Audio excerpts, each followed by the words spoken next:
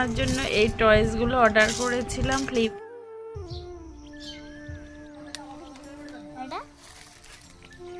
এটা তুলছি।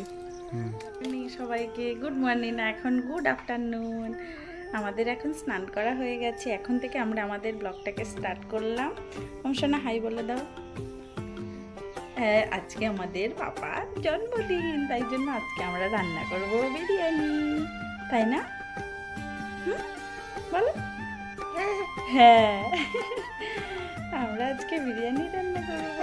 দাদাভাই স্কুলে গেছে আর আমিও স্কুলে গেছিলাম। এবার চলো সবাই ব্লগটা দেখতে থাকো, আশা করছি ভালো লাগবে। অংশনা এখন স্নান করে আসলো, এবার ঘুমাবে।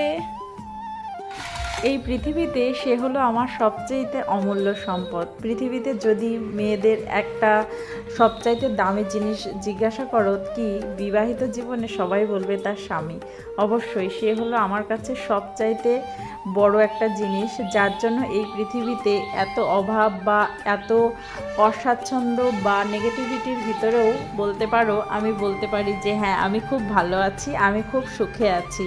টাকা পয়সা থাকলেই পৃথিবীতে মানুষ সুখী হতে পারে না। আর তেমনি পৃথিবীতে যদি জীবনসঙ্গী কারোর ভালো না হয়, সে একজন ছেলেই হোক বা মেয়েই হোক, তাহলে তার জীবনটাও কিন্তু নরকে পরিণত হয়।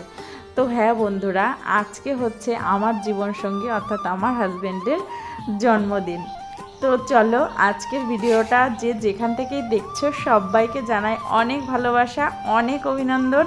আর আমার চ্যানেলে যারা নতুন যুক্ত হয়েছে তাদেরকেও অনেক অনেক স্বাগতম জানিয়ে আজকের ভিডিওটা শুরু করছি। নদিয়া জেলার একটা ছোট্ট গ্রাম থেকে আমি মুন্নি আমার ব্লগ চ্যানেলে তোমাদের সবাইকে অনেক অনেক ভালোবাসা জানাই। তো আজকে রান্না করব হচ্ছে বিরিয়ানি। কেন বলো তো, আমার হাজব্যান্ড বিরিয়ানি খেতে পছন্দ করে, সেই সঙ্গে একটু চিকেন মাটন হলে বেশি ভালো হয়। তো কয়েকদিন আগেই তো ব্লগে দেখালাম মাটন করেছিলাম, তাই জন্য আজকে একটু ভাবলাম চিকেন করব। তো সকালবেলা স্কুল থেকে বাড়ি চলে এসেছি, অংশনাকে স্নান টান করাবো, এই সমস্ত কাজই চলছে।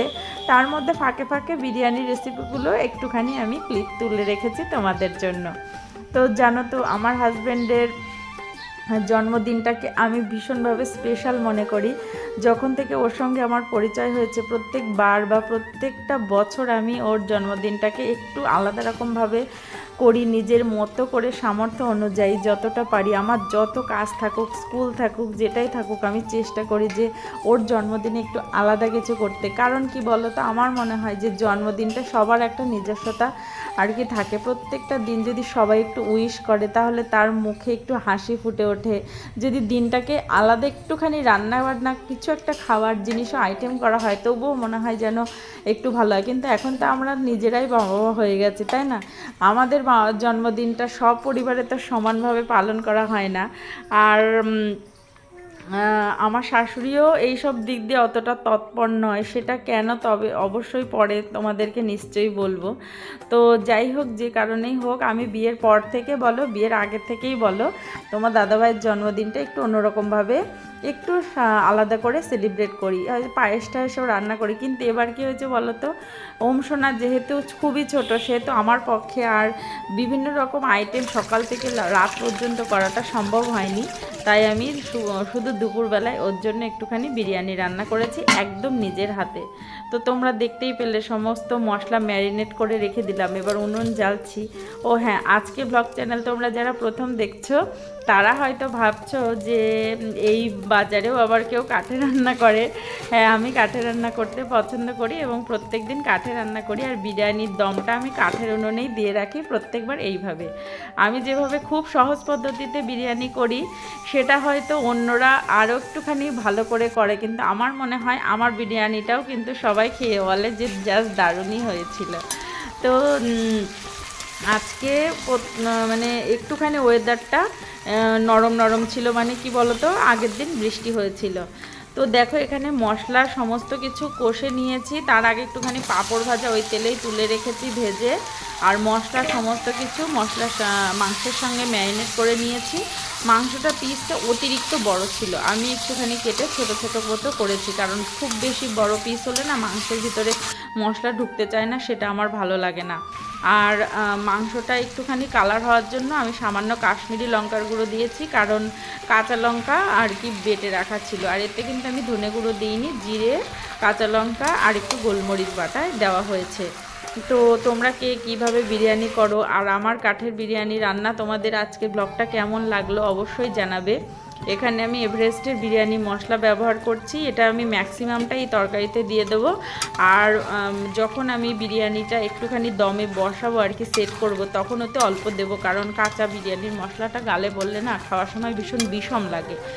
তো আমি কিন্তু এইভাবে বিরিয়ানি রান্না করি। আর বেরেস্তাটা বেশি করে তুলি, কিন্তু আরন একদম বেরেস্তা পছন্দ করে না, ওই জন্য আজকে বেরেস্তাটা একদম কম পরিমাণে তুলেছি।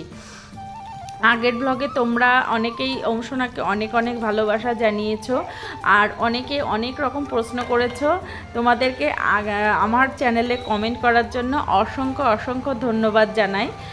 বেগম শামিমা পারভিন, তুমি জিজ্ঞাসা করছিলেন যে অংশনা আর কি কোন দুধ খায়, আর কি কোন ফর্মুলা মিল্কটা খায়। ও হচ্ছে ন্যানপ্রো খায়, ন্যানপ্রো খায়। এবার ন্যানপ্রোটা ওর এই 6 মান্থ পূর্ণ হয়ে গেলে পরে আমি ন্যানপ্রোটা ভাবছি চেঞ্জ করব, কারণ অংশনা ন্যানপ্রোটা ভালো খেতে চাচ্ছে না। এদিক ন্যানপ্রোর দামটাও কিন্তু অনেক বেশি। এবার দেখো আরন, দেখো আমাদের গাছ থেকে নিজস্ব যে ছোট ছোট গাছ আছে যেগুলো কলমের গাছ, সেখান থেকে দুটো আম পেড়ে নিয়ে এসছে। আমি বলছিলাম একটু আমের চাটনি হলে ভালো হতো, বিরিয়ানির শেষে না একটুখানি চাটনি পাঁপড় এই সমস্ত হলে ভালো হয়।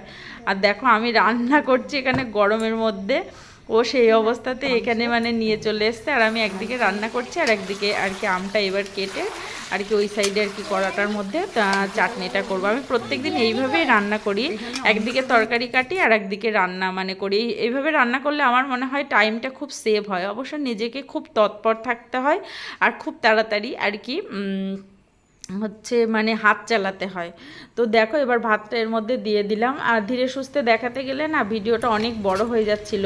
আর দেখো এখানে আমি জাফরান যে কাঁচা দুধটা দিয়ে তখন মিশিয়ে রাখলাম, এর মধ্যে আমি দিয়ে দেবো হচ্ছে তোমার ওই গোলাপ জল, আতর, এই কেওড়া জল, এই সমস্তগুলো। আজকে এখন যখন ভয়েস ওভারটা দিচ্ছি তখন কিন্তু আমি বাবার বাড়িতে আছি, ওই জন্য হয়তো তোমরা গাড়ির আওয়াজ টাওয়াজগুলো শুনতে পাবে, কারণ আমার বাবার বাড়িটা একদম রাস্তার ধারেই। তোমরা আগের ব্লগেও হয়তো দেখেছো কোনো কোনো সময়। তো আজকের ব্লগটা তোমাদের কেমন লাগলো আর আমার রান্না করা বিরিয়ানি কেমন লাগলো অবশ্যই কমেন্ট করে জানিও কিন্তু। এর পরের ব্লগে তোমরা দেখবে ওমসোনার প্রথম সলিড। হ্যাঁ অবশ্যই ওমসোনার প্রথম সলিড শুরু হয়ে যাচ্ছে জানো তো, কারণ ওর হচ্ছে 6 মাস পূর্ণ হয়ে যাচ্ছে। তো এর পর দিন থেকে সারাক্ষণ মাথার মধ্যে চিন্তা হচ্ছে ওমসোনাকে কি খাওয়াবো কি না খাওয়াবো, কারণ বড়টার বেলায় যদি একটা ছেলে মানুষ করেছে কিন্তু তখন তো কিছু জানতাম না বুঝতাম না। এখন ফোনে দেখছি বিভিন্ন রকম জিনিস, সবাই নানা রকমভাবে মানে মতাদর্শ দিচ্ছে, সেইগুলো ফলো করব নাকি নিজেরা যেটা করেছিলাম বড়টার বেলায় সেটাই করব। আর যদি কিছু ভুল ত্রুটি হয় বা নতুন নতুন কিছু জানতে পারি এক্সপিরিয়েন্স, অবশ্যই তোমাদের সঙ্গে শেয়ার করব যে ওমসোনার সঙ্গে এটা করেই ভালো হয়েছে, আগে আরনের বেলাতে আমরা ভুল করেছি, কিংবা আরনের বেলাতে যেটা করেছি সেটা ওমসোনার ক্ষেত্রে ফলো করব। তো দেখো বিরিয়ানিটা কতটা ঝুরঝুরে হয়েছিল। আর আমার না বিরিয়ানির চালগুলো শক্ত থাকলে ভালো লাগে। করেছিলাম ফ্লিপকার্ট থেকে, দেখো এগুলো চলে এসছে, আর আরন এগুলো খুলেও ফেলেছে।